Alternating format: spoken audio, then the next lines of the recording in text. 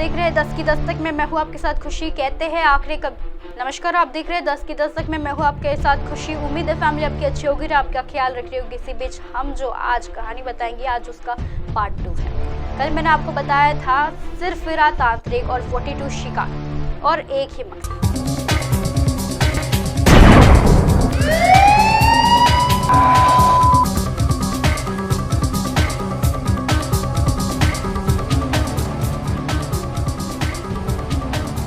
क्यों वो कुंवारी लड़कियों को मारकर पीटा था उनकी लाश। तो ये सारी जो मैंने आपको बताया, ये टॉपिक कल जो था, आज उसका सेकंड पार्ट है।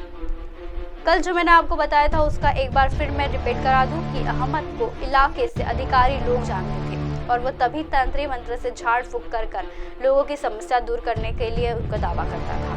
तो ये जो अहमद नाम का व्यक्ति है, तो ये जो अहमद नाम का व्यक्ति है, ये तंत्र मंत्र और ये सारी अंधविश्वासों में ये विश्वास रखने वाला व्यक्ति। और आज मैं आपको कल के पार्ट, अगर आपने देखे नहीं होंगे तो आज का पार्ट आपको समझेगा नहीं, इसलिए कल का पार्ट ज़रूर देखिए। तो आज मैं उसका सेकेंड पार्ट चालू कर रही हूँ। तो आज मैं उसका सेकेंड पार्ट की शुरुआत कर रही हूँ। तांत्रिक ने उससे कहा था कि तुम साधना में विघ्न डालो, तुम्हारा इलाज जारी रहेगा। ये तंत्र साधना की एक प्रक्रिया है जो कि फिर वो लड़कियों पर ज़्यादा मिट्टी डालने लगा और एक समय ऐसा आया कि मिट्टी लड़की की गर्दन तक जा पहुंची और फिर वो हिल डुल भी नहीं पा रहे थे। फिर अहमद ने उसकी एक रस्सी ली और उसका गला घोंट कर मार डाला। इसी दौरान लड़की के मुंह से लार गिरने लगी। अहमद ने जैसे ही वो लार देखी, वो खुशी से झूम उठा और उसने तुरंत ही जाकर वो लार पी लिया। फिर लड़की को उसे गड्ढे से बाहर निकाला, फिर सारे कपड़े उतारे और पास ही में एक शव को दफना दिया। अब बता दें कि इस बात पर ध्यान रखना कि लड़की का शव का सिर उसके घर की तरफ हो और लड़की ने उसे ऐसा क्यों किया। अब इसके पीछे के क्या वजह थी, आइए चलिए जानते हैं। इस घटना को एक हफ्ते पहले ही अहमद ने पिता के बहुत से सपने देखे थे और वो फिर समय में जाने माने तांत्रिक को जा चुके थे। बता दूं कि वो तांत्रिक के पास पहले भी जाता था। उन्होंने अहमद को सपने दिखाए थे और उसकी शक्तियाँ बढ़ाने के लिए कहा था ताकि तुम लोगों से अच्छे से इलाज कर सके। और फिर अपनी शक्तियों को बढ़ाने के लिए उसने 70 कुंवारी लड़कियों को जिनकी शादी नहीं हुई है उनकी लार पीनी होगी, और लेकिन ध्यान रहे कि वो लड़कियाँ मरी हुई हो। अहमद ने यह सपना देखने के बाद सोच में पड़ गया कि वो 70 लड़कियों को कैसे मारेगा और उनकी लार भी कैसे पिएगा। फिर उसने तय किया कि ऐसा होगा तो सब कुछ अच्छा ही होने वाला है आखिर।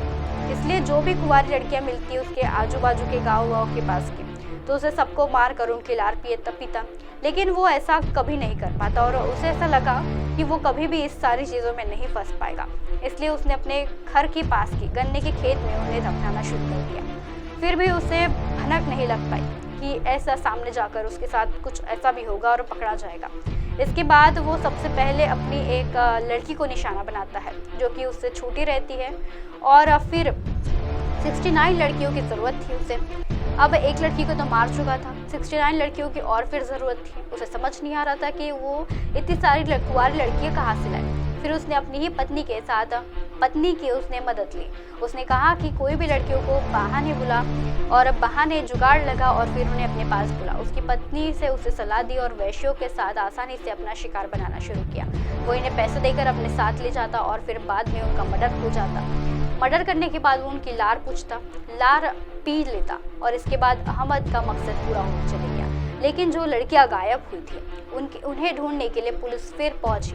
रिपोर्ट बहुत सारी होने लगी और उस इलाके की लड़कियां मरने का और कह सकते हैं उन इलाके की लड़कियां गायब होने का बहुत से ज़्यादा सिलसिला बढ़ते चला था।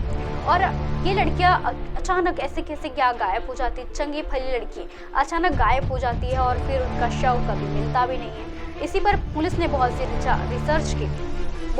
रिसर्च की और रिसर्च में पता चला कि एक वैश्य बाबा इस तरह का काम कर रहा है। आखिर में सबूत ढूंढे गए, बहुत सी तहकीकात की गई और बाद में इनकी तहकीकात में पता चला कि ये बाबा वैश्य है और उनकी लार पीने लगा।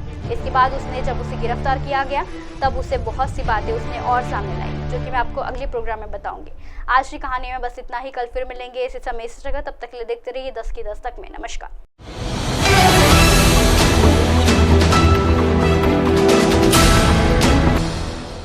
ये है MNS न्यूज नेटवर्क और आप देख रहे हैं MNS न्यूज।